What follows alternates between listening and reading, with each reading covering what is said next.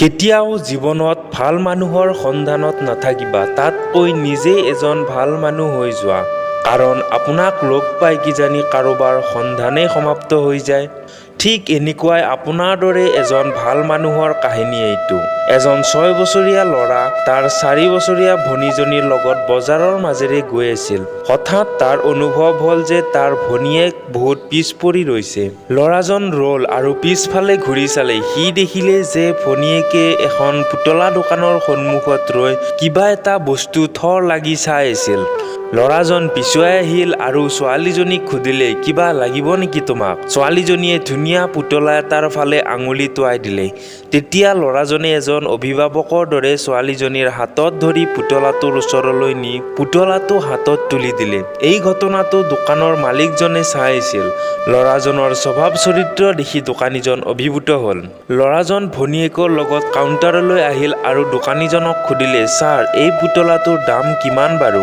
দোকানীজন বহুত শান্ত আৰু ভদ্ৰ স্বভাৱৰ আছিল। তেওঁ বহুত নম্ৰভাৱে ল'ৰাজনক ক'লে, পুত্ৰ, তুমি কোৱা, তুমি কি দিব পাৰিবা? ল'ৰাজনে সেই সকলোবোৰ সৰু সৰু শামুক পকেটৰ পৰা উলিয়াই দোকানীজনক দিলে, যিবোৰ শামুক মাত্ৰ অলপ আগতে সাগৰৰ পাৰৰ পৰা বিচাৰি বিচাৰি ভনীয়েকৰ লগত সংগ্ৰহ কৰিছিল। দোকানীজনে সেই শামুকবিলাক লৈ এনেকৈ হিচাপ কৰিব ধৰিলে যেন সেইখিনি বহুত মূল্যৱান কিবা বস্তু।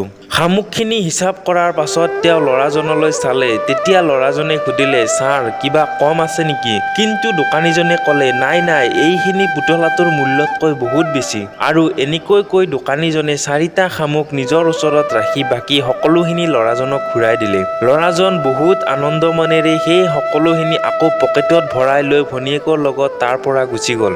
এই সকলোবোৰ ঘটনা দোকানখনৰ কাম কৰা লগোৱাজনে চাই আছিল আৰু ল'ৰাজন তাৰ পৰা আঁতৰি যোৱাৰ পিছত সি মালিকক সুধিলে, মালিক, আপুনি ইমান দামৰ পুতলাটো মাত্ৰ 4টা শামুকৰ বিনিময়ত দি পেলালে, যি শামুকৰ একো মূল্যই নাই। এই কথাটোত দোকানীজনে এটা মিচিকীয়া হাঁহিৰে লগোৱাজনক ক'লে, এইটো আমাৰ কাৰণে মূল্যহীন শামুক, কিন্তু সেই 6 বছৰীয়া ল'ৰাজনৰ কাৰণে এইটো বহুত বেছি মূল্যৱান বস্তু। সি এতিয়া পইচা কি বস্তু ভালকৈ জনায়ে হোৱা নাই। যেতিয়া সি ডাঙৰ হ'ব আৰু কেতিয়াবা এনেকুৱা পৰিস্থিতিৰ সন্মুখীন হ'ব যেতিয়া সি ভাবিব যে এই পৃথিৱীখন বহুত বেয়া আৰু বহুত বেয়া মানুহেৰে ভৰি আছে, তেতিয়া তাৰ আজিৰ এই ঘটনাটো মনত পৰিব। তেতিয়া এই ঘটনাটোৱে তাৰ মনত এটা পজিটিভ ভাৱৰ জন্ম হোৱাত সহায় কৰিব। তেতিয়া সি ভাবিব, যদিও পৃথিৱীখন বেয়া মানুহেৰে ভৰি আছে, তথাপিতো ভাল মানুহৰ কাৰণে চলিও আছে। সিদিনা তাৰ পৃথিৱীখন চোৱাৰ দৃষ্টিকোণ সলনি হৈ যাব।